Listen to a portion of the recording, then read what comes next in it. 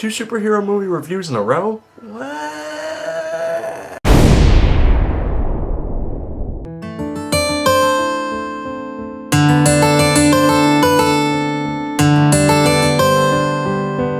So, with X-Men Days of Future Past coming out in a few weeks, I've actually gotten a request to give my opinion on the movie that preceded it, that isn't the Wolverine, X-Men First Class. And now this is a movie that, similar to my last review of The Amazing Spider-Man, going in, I didn't really know if I would like it. Because going in, I sort of had this feeling about the older X-Men movies, and felt that a lot of times they were sort of too dark for their own good, and that Bryan Singer didn't really always know what he was doing in the director's chair. So I was, even knowing it was a different director, I was still kind of worried that it would have sort of the same, problem. But at the time, I wasn't aware that it was Matthew Vaughn directing, who actually directed Kick-Ass, which was a movie I actually really enjoyed. So, going into this, I went in, not knowing what to expect. I really loved this movie. I didn't really know what to expect going in, and I had heard some things, what the, production team was describing it as, what kind of tone they said it had, and I wasn't really sure I got what they were saying. But after seeing the movie, finding out it did fit really well, and just sitting in the theater watching this movie, I was just having a blast. I absolutely adored this movie when I saw it, and even watching it today, this is probably, even though I really like X2, and I think X3, well, not great, it gets a worse, rap than it deserves, but this is probably the only X-Men movie that I'll actually sit down and watch. Like, I could watch this movie anytime. This movie is just a really great comic book superhero movie.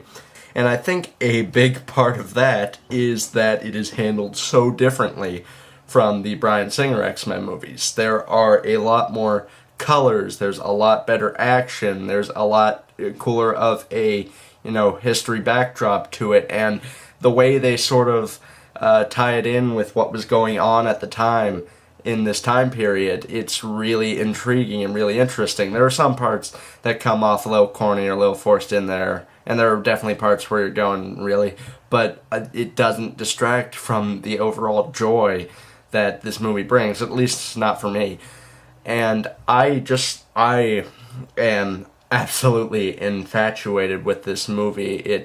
It definitely, without a doubt, is the best X-Men movie, and it might be one of the better Marvel movies. You sort of got the feeling that they were making it to hold on to the rights, but unlike The Amazing Spider-Man, I don't think it really showed. I think it felt like this was a genuinely interesting and new take that someone really put their, time and effort into. And there were a few spots where you could tell some things were a bit rushed. There were parts where the script and the special effects could have definitely been touched up. But for something that was rushed, it did a phenomenally great job of entertaining me. The performances are they're terrific. They're some of the best in this lineup. James McAvoy as Professor Xavier is just spot on. He doesn't quite feel the same way as Patrick Stewart did, but you get the feeling that this was sort of a younger version of him. You believe that in the future he could grow up to be how Patrick Stewart portrayed him. And Michael Fassbender, oh my god, Michael Fassbender is terrific as Magneto. And he was, at the time going into this movie, I had no idea who Michael Fassbender was. And after, this was the movie that convinced me I could see anything he's in and know that he'll be doing a terrific job. I think this was also the first movie I'd ever seen Jennifer Lawrence in. She does a very great performance. She does terrific work. And this movie's no exception. She really drives home a different side of Mystique. Like, it's very different from the ones we see in the Singer movies, but you can almost understand how she gets to that point eventually. You can see how the wanting to belong sort of eventually would grow into spite and hatred.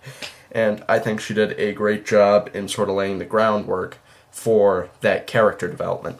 We got Kevin Bacon, who, he's just sort of your standard movie villain, but he's Kevin Bacon. He does a great job with what he has to work with. The focus is where it should be on, forming the X-Men and what's sort of going on around the time period that they need to, interact with. This is just a really, really solid movie. And I'm actually very, very upset that Matthew Vaughn isn't helming Days of Future Past. He also didn't helm Kick-Ass 2. I guess he just doesn't like working on sequels. I think that is probably going to be the movie's biggest downfall, and I think it's going to just be really, really hard to live up to something that was as colorful, bright, and fun as First Class was. First Class was just so expertly executed and so perfectly planned out and perfectly paced, and it just had this great, fun vibe to it. It's probably the only X-Men movie where I can sit down, watch it, and just have fun. The other ones, there are sort of those darker moments and darker implications, which for the X-Men isn't a terrible route to go, because they always sort of had that, darker edge to them just because of some of the storylines and some of the topics and social issues that the comics deal with. But at the same time, I feel like X-Men First Class is a better X-Men movie. I want to enjoy Days of Future Past, and I hope I will, but it's just that it's going to be a tough act to follow, this movie. With that, I think I'm going to have to, I think I've, praised the movie enough now. I'm going to have to give the movie my highest rating, top honor, 5 out of 5. If you haven't seen this movie, go ahead and go check it out. I have a few friends who don't even like X-Men, and they actually really enjoyed this movie, seeing it when it came out. So anyway, that's what I thought about the movie, and I hope you enjoyed this review, I guess?